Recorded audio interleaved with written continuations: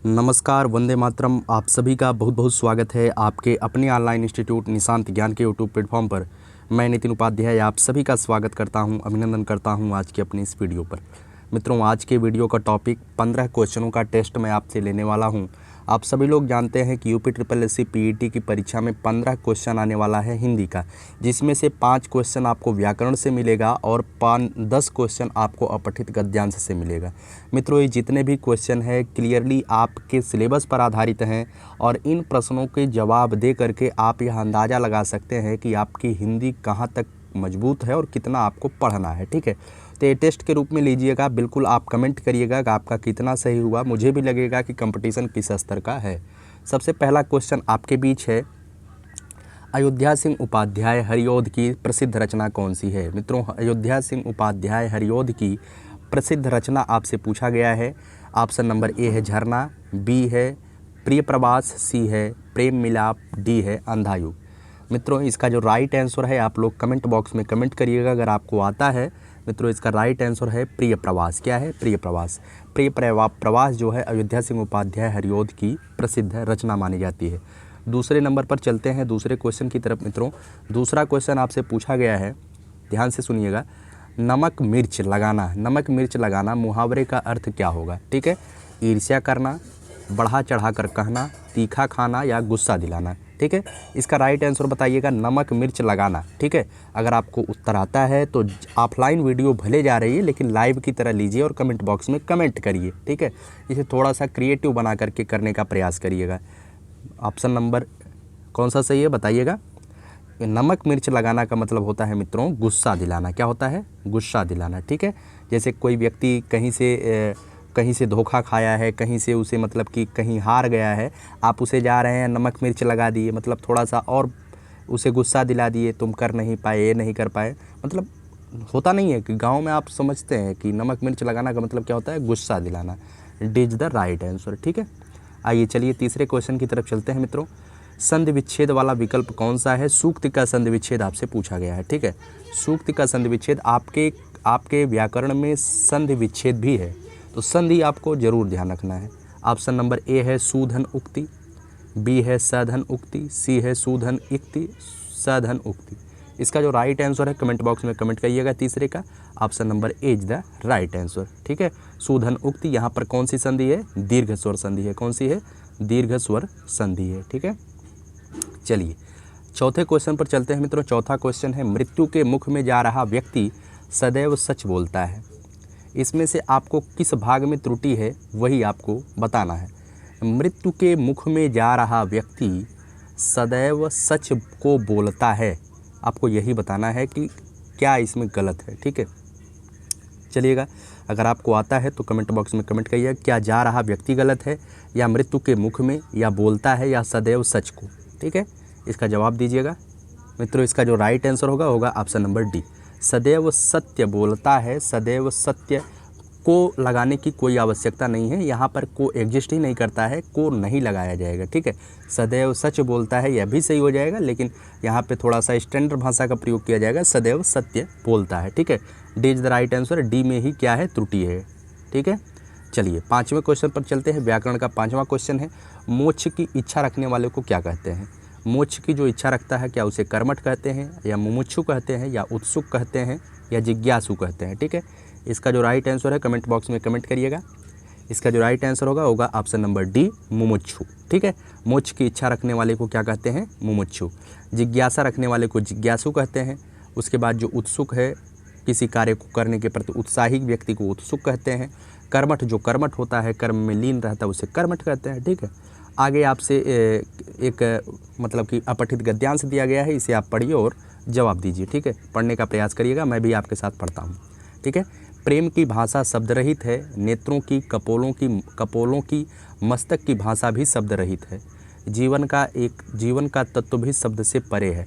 सच्चा आचरण, प्रभाव, शील, अचल स्थिति, संयुक्त आचरण न तो साहित्य के लंबे व्याख्यानों से गढ़ा जा सकता है, न वेद की श्रुतियों के मीठे उपदेश से, न अंजील से, न कुरान से, न धर्मचर्चा से, न केवल सत्संग से।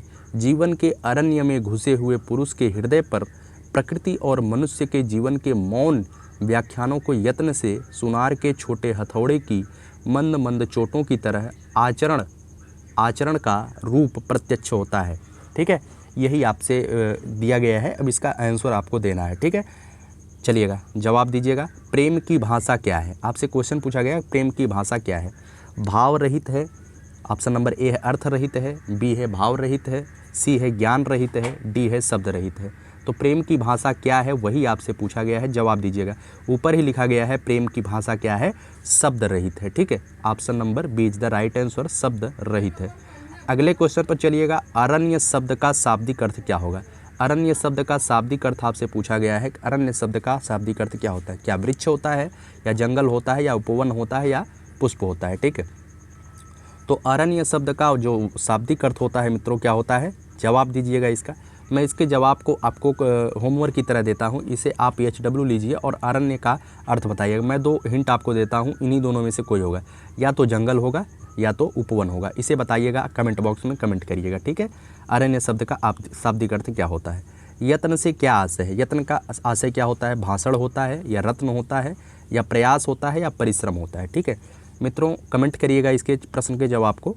इसका जो राइट आंसर होगा ऑप्शन नंबर सी, यत्न शब्द का आशय होता है प्रयास। गद्यांश में किसकी महिमा का वर्णन किया गया है? ऑप्शन नंबर ए है आचरण की महिमा, बी है प्रेम की महिमा, सी है जीवन, डी है वेद। मित्रों, इसका राइट आंसर आप लोग कमेंट करिएगा। गद्यांश में जो है प्रेम की महिमा का वर्णन किया गया है। ठीक है, प्रेम के बारे में ही बताया गया है। आगे बताइएगा, गद्यांश का उपयुक्त शीर्षक क्या होगा? प्रेम की भाषा होगा, या जीवन का अरण्य होगा, मौन व्याख्यान होगा, या सच्चा आचरण होगा? तो आप सभी लोग जानते हैं कि इस पूरे गद्यांश में प्रेम की ही बात बताई गई है, प्रेम की भाषा के बारे में चर्चा किया गया है। पूरे गद्यांश में जिसका मुख्य रूप से जिसका वर्णन किया जाता है वही उसका शीर्षक बनता है। तो ए इज द राइट आंसर, प्रेम की भाषा ही गद्यांश का उपयुक्त शीर्षक है। अंतिम अपठित गद्यांश को पढ़िएगा और जवाब दीजिएगा। ठीक है, इस गद्यांश को भी छोटा सा ही पढ़ लीजिए। क्या आपने कभी इस बात पर गंभीरतापूर्वक विचार किया है कि आज हमें जो कुछ भी है उसमें किसका योगदान है? माता का, मातृभूमि का, मातृभाषा का, या फिर इन सब का? एक जननी हमें जन्म देती है, एक के आंगन में खेल कूद कर तथा घी खा पी कर हम पुष्ट होते हैं, और एक हमें अपने विचारों, भावों इत्यादि को प्रकट करने की शक्ति प्रदान करती है। ठीक है, तो इसकी शक्ति के अभाव में हम गूंगे और बहरे बनकर रह जाते हैं, और यह शक्ति हम पर पूर्ण रूप से मनुष्य बनाने का उपकार करती है। कौन सी शक्ति? जो मातृभाषा की शक्ति है, यह हमें पूर्ण रूप से मनुष्य बनाने का उपकार करती है। इस उपकार का ऋण हम पर बहुत ही ज़्यादा है, क्योंकि हम एक मनुष्य हैं, और यह मनुष्य लायक तभी बने हैं जब हमारे अंदर भाषा आई है। और भाषा कैसी भाषा? मातृभाषा आई है। इस ऋण से मुक्त होने के लिए हमें सच्चे मन से उसकी सेवा करनी चाहिए। अर्थात क्या? अर्थात हमें सच्चे मन से अपनी मातृभाषा की सेवा करनी चाहिए। ठीक है, मातृभाषा की सेवा करने का मतलब क्या है? मातृभाषा को ज़्यादा से ज़्यादा उच्च स्थान देना चाहिए। हमेशा मातृभाषा का प्रयोग करते रहना चाहिए। विदेशी भाषा के सम्मुख इसका तिरस्कार नहीं करना चाहिए।